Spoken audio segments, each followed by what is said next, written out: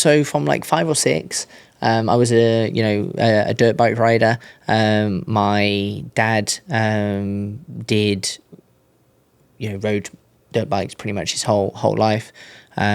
He did go and try and qualify for a few GPs. Oh wow! Back when Czechoslovakia, Yugoslavia was or all of Europe was on carnets. Travel. Stories that I've had from him traveling around with his mum and dad. Inside of camper vans. Checking into countries with carnets, going through, checking out. And yeah, just what is that? What is it? So a carnet, so you couldn't, it wasn't freedom of travel. So basically it's essentially traveling inside of America, but imagine that each state had a hard border and they had to check your paperwork of who you were, what you had inside your vehicle, what you were smuggling, potentially in or out. Like Canada for us. Yeah. Like it was just a hard border at but you checked, it was crazy. You checked into the border, you went through that country's border, checking you out. Then you drove like 50 meters, in no man's land, and then you get checked into the next country. Wow. So you imagine, they're going through like 6, 7, 8 countries, and if they closed the border, you had to sit there for like 12 hours, until they, opened it up the very next day, because it wasn't just freedom of travel, So like, but he did that.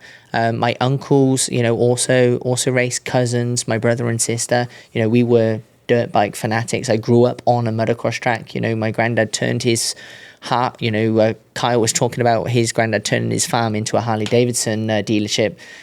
My granddad turned his farm into a motocross track, and we had it open to the public. We held, races and practices, etc., etc. So I really knew nothing but, 2 wheels, but dirt was my thing. And just family friends, the Poldens, I started motocross, at 5 or 6, and I kind of got to 13, 14, and, they recommended and helped us, said, hey, come try road racing. And I was not sold on the idea. There was no jumps, there was no fun, there was no sliding. I just, I didn't know what I was doing, and I wasn't massively bowled over by it. But, my dad and them themselves, carried on pushing me and told me, just keep going with it. And, I'm glad they did, because, I found, a whole career that I know I would have had a successful career, in motocross. You were taking it that serious? Motocross was like that? Yeah, I was leading British championships and stuff like that, when I bailed, out. Oh, okay. And most of the riders that I was riding with... And on 80s? What were you on? Yeah, 80 big wheel. Was where I was at that point. Ultimately I was looking at, coming over and doing Loretta's at some point. Oh, okay. I'd been to Holland and won the Dutch championship over there one year.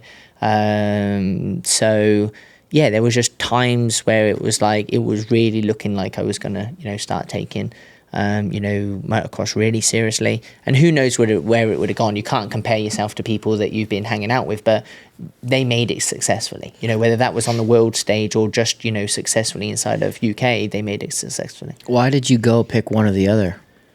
Because of that opportunity? I think so, yeah. Basically, there was no opportunity like that in motocross. I was looking at, coming over Minios or Lorettas to the US. I'd been to various different international events inside of Europe. And, basically within a year of trying road racing, first races of the season, P20, by the end of the season, I won my first race. And so the progress was going pretty quick. And literally for a guy that had turned up and done road racing for 1 year, I then got an opportunity to go and race inside of Spain. So then I went and rode in Spain, first races again, kind of P8, P9, won the final 3 that year, and then went to World Championship that very next season. Wow. So I literally done 3 road years. racing, 2. And then you were in 2 years, and in my 3rd season, I was thrown into GPs, but at 15. Holy shit! So it was just sink or swim the whole time, and it was just trying to figure it out. I just fell into this situation that I was showing progress and showing development, and figuring out what road racing was, but it's unheard of, that story. No one gets that. You just that opportunity. Yeah, it just fell into my lap, and I just didn't say no. It was just whatever I needed to do to just keep improving. So you never had to pay for a ride? Nothing. Wow. That's insane. Except obviously the first year inside of first year in road racing was Aprilia Super Teens. Yeah. So my dad brought me an Yeah, of RS course. RS 125. We went riding that season, etc.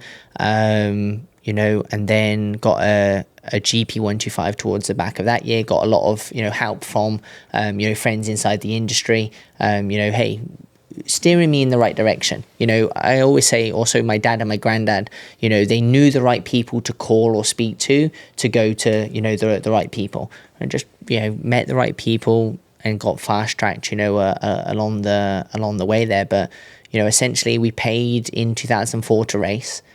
Previously motocross, everything, but we paid in 2004 to run our own program inside of Super Teens. Got helped out with sponsors, family, friends, etc. We brought a GP 125 in 2005 because there's only 6 rounds inside the Spanish Championship, so I was doing half of the British Championship, half of the Spanish Championship under the team KRP. But yeah, basically Spain was completely covered and paid for. And then essentially that Dorna program that was, the MotoGP Academy, they set me up as Repsol Honda 125 2006 first year inside of Grand Prix, and they paid for absolutely everything.